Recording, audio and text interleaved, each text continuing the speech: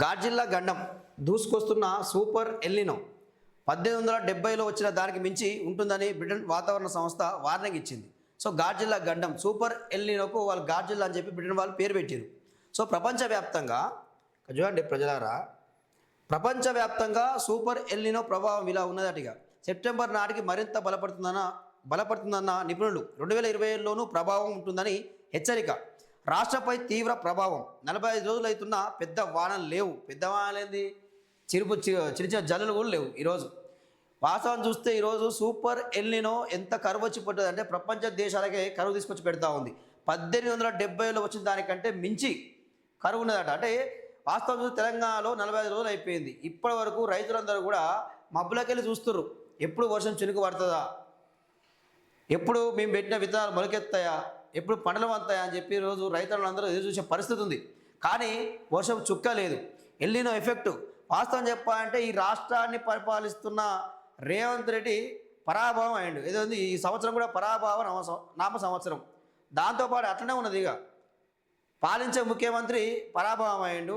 ఇంకా రైతులకు పరాభవం తప్పలేదు, నిరుద్యోగులకు అదే పరిస్థితి, విద్యార్థులకు అదే పరిస్థితి, తెలంగాణ ప్రజలందరికీ కూడా ఇదే పరిస్థితి ఉంది. ఈరోజు ఇదే పరిస్థితి ఉంది. సో దాన్ని ఎట్లా మరి గట్టెక్కాలి అనే పరిస్థితి మాత్రం లేదు. చూడండి, 33% వర్షపాత లోటు, అత్యధికంగా హనుమకొండలో 66%, మేడ్చల్, వరంగల్, నిజామాబాద్, వనపర్తి, జోగులాంబ, గద్వాల జిల్లాల్లోనూ 50%కి పైగానే. వర్షాలు లేక మాడిపోతున్న మొలకలు, ప్రాజెక్టులకు రాని వరద, పడిపోతున్న భూగర్భ జలాలు, 40 డిగ్రీలకు చేరువవుతున్న ఉష్ణోగ్రతలు. చూడండి, ఉష్ణాబాద్ పత్తి మొలకలు ఎండిపోకుండా నీళ్లు పోస్తున్న రైతులు. సో పత్తి గింజలు వేస్తే మొలకలు వస్తాయి కదా, సో అవి ఎండిపోతూ ఉన్నాయి. ఇది వర్షాలు లేక, భూగర్భ జలాలు లేక, వాతావరణం కూడా ఆఖరికి మంచు కురిసే పరిస్థితి లేదు, తేమ కూడా లేదు. వాతావరణంలో గాలిలో తేమ కూడా లేదు. కనీసం ఈ పత్తి మొక్కలు ఎట్లుంటాయంటే తేమ వచ్చినా కానీ అవి బతికే పరిస్థితి ఉంటుంది, పెరిగే పరిస్థితి ఉంటుంది. సో ఈరోజు తేమ లేదు, వేడి వేడి గాలులు. ఇంకా కూడా వర్షాకాలం వచ్చినా కానీ ఎండాకాలంలోనే ఉన్నామా అని అనిపిస్తూ ఉంది ఈరోజు. సో వాస్తవంగా రైతులకు ఈరోజు తీరని నష్టం. నిజామాబాద్ జిల్లా దర్పల్లి మండలంలో సాగునీరు అందక ఎండుతున్న వరి. సో మొత్తం పరెల వాసింది వరిసేను. వర్షాలు లేక అంటే కరువు వస్తే ఎట్లా అయిపోయిందో చూడండి. అంటే కరువును చూసే పరిస్థితి ఉంది ఈరోజు. మొత్తం కూడా నెరలు పట్టింది, పరెల వాసింది, వర్షాలు లేక భూమి అంతా. సో ఇక్కడ ఈ వరిసేను కథమే, పత్తి కథమే. ఈరోజు రైతులకు తీవ్రమైన కరువు వచ్చింది, మామూలు కరువు కాదు. సో ఈ కరువును ఎట్లా ఎదుర్కోవాలి, ఎట్లా అధిగమించాలి, ఎట్లా గట్టెక్కాలని చెప్పి ప్రభుత్వం మాత్రం ఆలోచించే పరిస్థితి లేదు. చాలా ఇబ్బంది వచ్చింది ఈరోజు. గాడ్జిల్లా కొమ్ముకొస్తున్నది. వర్షాలు మింగేసి సాగు, ఆర్థిక వ్యవస్థలపై తీవ్ర ప్రభావం చూపుతున్నది. ఈ సూపర్ ఎల్నినో సెప్టెంబర్ నాటికి మరింత బలపడుతుందని ఇప్పటికే ప్రపంచ వాతావరణ సంస్థలు వార్నింగ్ ఇచ్చాయి. ఆ సూపర్ ఎల్నినోకి గాడ్జిల్లా అని బ్రిటన్ వాతావరణ సంస్థ పేరు పెట్టింది.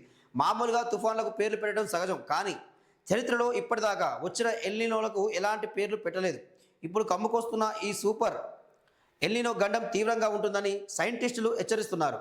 1870లో వచ్చిన ఎల్నినోకు మించి ఉంటుందని వార్నింగ్ ఇస్తున్నారు. దేశాల ఆర్థిక వ్యవస్థలను చిన్నాభిన్నం చేస్తుందని, ప్రపంచంలోని కోట్లాది మందిని ఆహార సంక్షోభంలోకి నెట్టేస్తుందని చెబుతున్నారు. అయితే ఎప్పుడొస్తున్న సూపర్ ఎల్నినోను అత్యంత క్రూరమైన గాడ్జిల్లా అని పిలవాలని బ్రిటన్ వాతావరణ సంస్థ సూచించింది. ఆ గాడ్జిల్లా ఎఫెక్ట్ మన రాష్ట్రం సహా ప్రపంచమంతా కనిపిస్తున్నది. రాష్ట్రంలో వర్షాలు లేక ఇప్పటికే లక్షల ఎకరాల్లో వేసిన మొలకలు ఎండిపోతున్నాయి. నేలల్లో తడి లేక విత్తులు మొలకెత్తట్లేదు. రాష్ట్రంలో వర్షాకాలం ప్రారంభమై 45 రోజులు దాటినా వర్షాల జాడ కనిపించట్లేదు.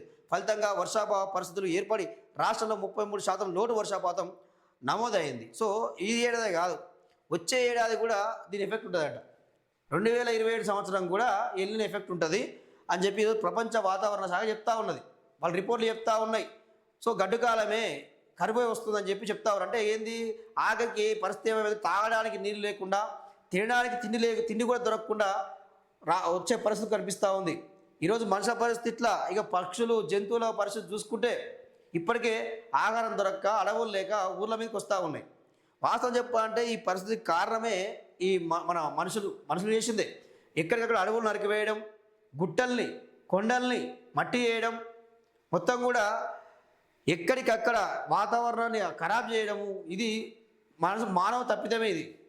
ఇక్కడ మానవ తప్పిదమే ఈ కారణం. ఇది ప్రకృతిలాగా ఉండలేకుండా విచ్చలవిడిగా ఇష్టం వచ్చినట్టు దాన్ని ఖరాబ్ చేయడం వల్ల ఈరోజు ఈ పరిస్థితి నెలకొన్నది.